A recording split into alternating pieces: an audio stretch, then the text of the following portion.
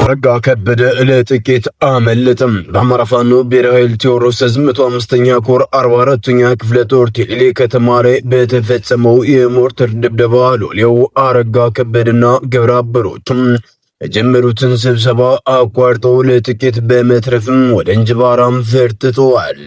የብልጽግናው ሎሌ በዙፋን አስጠባቂ ሰራዊት ታጅቦ በዙ 23 እና በአረመኔው ሰራዊት ተከቦም ቲሊሊ ከተማ ላይ ህዝባዊ የዲስኮርስ ስብሰባ ሊያደርግ በተቀመጠበትም ጥቂት ደቂቃ ልዩነት ወደ ፋኖ በተወሰደ የሞርተር ጥቃትም አዳራሹ ላይ ሁከት በተፈጠረበት ቅጽበትም በየት እንደወጣ ሳይታወቅም ስብሰባውንም በትኖትም ፈርጥጦ እንጅባራ ከተማ እንዲገባም ተደርጓል።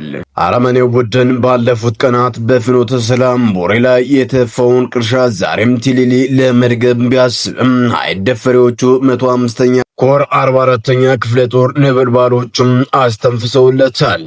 አረጋ ከበደና ግብረ አበሮቹ የጀመሩትን ስብሰባ በትነው ከቲሊሊ አዳራሽ በመውጣት በፓትሮል ተሳፍረው ፈጣም ወንዝ እንደተሻገሩ በተፈጸመው ተከታታይ ጥቃትም አስፓልት ጫፍ በወደቀው የሞርተር ቀንቡላ ለጥቂት ማምለጥም ችለዋል። በአንድ አፍ ፋኖን አጥፍተነዋል፣ በትነነዋል፣ በሌላ አፍ ደግሞ በጫካ ያሉ ወንድሞቻችን በሏቸው እያለ ሲያላዝን የከረመው አረጋና ተላላኪ ሎሌዎቹም ያሰማሩት ጡት ቆራጭ ቡድን ጫካ ውስጥ የቀበረው ጉድጓድ ቀፍሮም እንዳይወጣ ሆኖ ባለበት በዚህ ሰዓትም 44ኛ ክፍለ ጦር ቲሊሊ ከተማን ከቦም ሲያስጨንቀው በሞርተር ሲደበድበው ፋኖ ግዙፍ ኃይል መሆኑን ተረድቶ ተጨንቆ ተጠቦ በዙ 23 በብረት ለበስ ፔምፒ ታጅቦ ለማድረግ ያሰበውን ስብሰባ ማካሄድ ሳይችል ለጥቂት ሕይወቱንም አትርፎም ፈርጥቷል። የተሰበሰበው ካሬም ከገቡት አዳራሽ እኔ ልውጣ እኔ ነፍስ አውጪ ነፍስ ግቢ ሩጫ በማድረግ ወደ መጡበትም ያሰቡትን ሳያሳኩ በጭንቀትም ተውጠው አምልጠዋል። የነበረው እውነትን በግድ በጉልበት የተሰበሰበው ህዝብም በትዝብ ሲከታተል ቆይቶም መሳቂያ መሳለቂያም አድርጓቸዋል።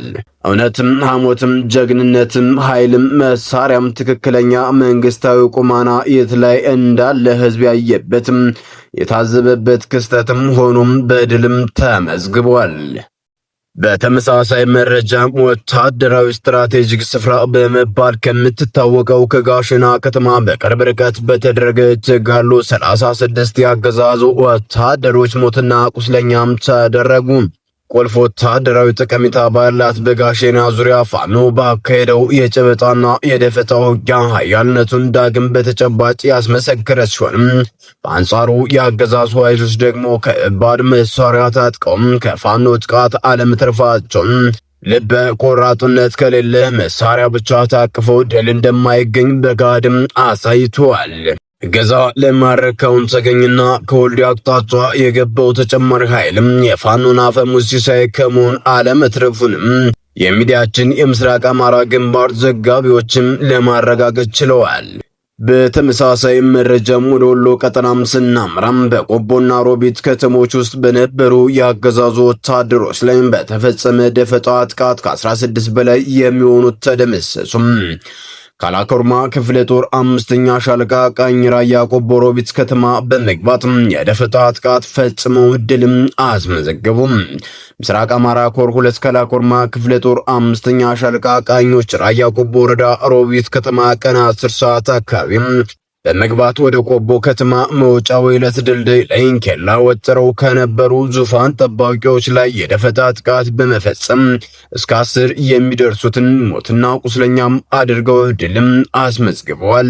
በተጨማሪም ራያ ቆቦ አቧሬ ከተማ ይንቀሳቀሱ የነበሩ 6 ዙፋን ጠባቂ ሰራዊቶች ላይ አካባቢው ላይ የነበሩ ፋኖች በፈጸሙት የደፈጣ ጥቃትም ወደማይቀረውም ተሸኝተዋል።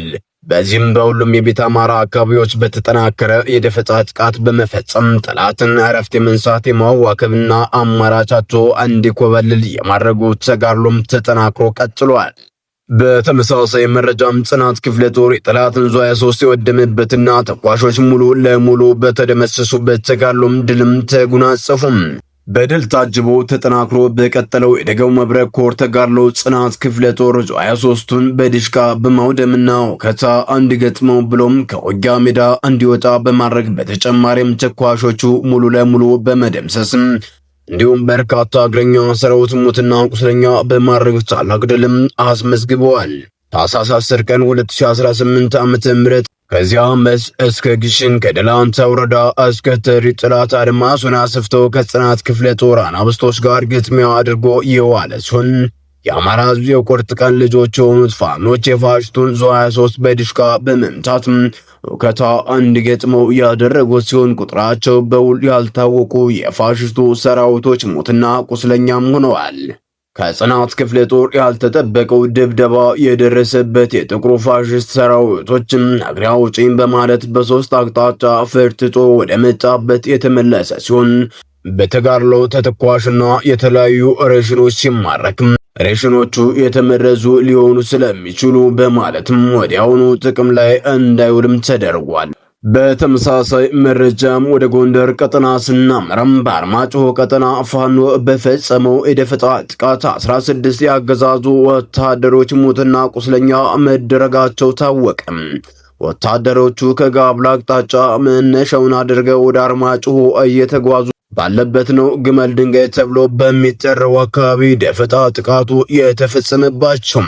በተመሳሳይ በዚሁ በአርማጭሆ ቀጠና ልዩ ስሙ ሐዋስ ተብሎ በሚጠራው አካባቢም በተካሄደ የጨበጣ ውጊያ በአገዛዙ ወታደሮች ላይ ከባድ የሆነ ኪሳራ መድረሱንም ሚዲያችን ከደጃዝማች በላይ እዝ ለማረጋገጥ ችሏል።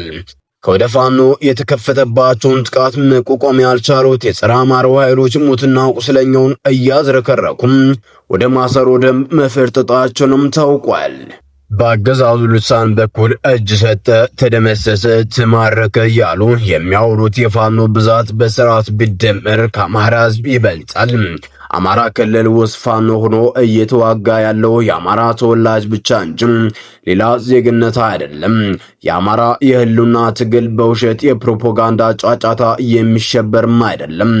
የአማራ ሕዝብ እንደ ሕዝብ ዘሩ እንዲጠፋ በጀት ተበጅቶ ሰራዊት ሰልጥኖ ስምሪት ተሰጥቶት የታወጀውን የዘር ጭፍጨፋ እጁን አጣጥፎ በመቀመጥ የሚመለከትና ከገዳዩ ርኅራኄ የሚጠብቅ አማራ የለም።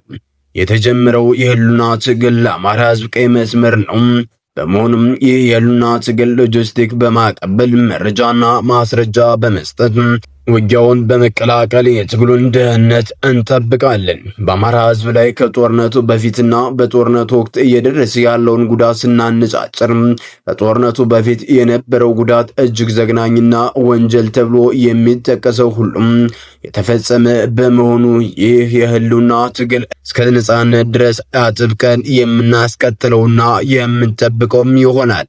በአገዛዙ ልሳን አማካኝነት የሚለቀቁ የውሸት ፕሮፓጋንዳ መነሻውን ከስፍራው በማራቅም እውነት ለማስመሰል ይሞክራሉ።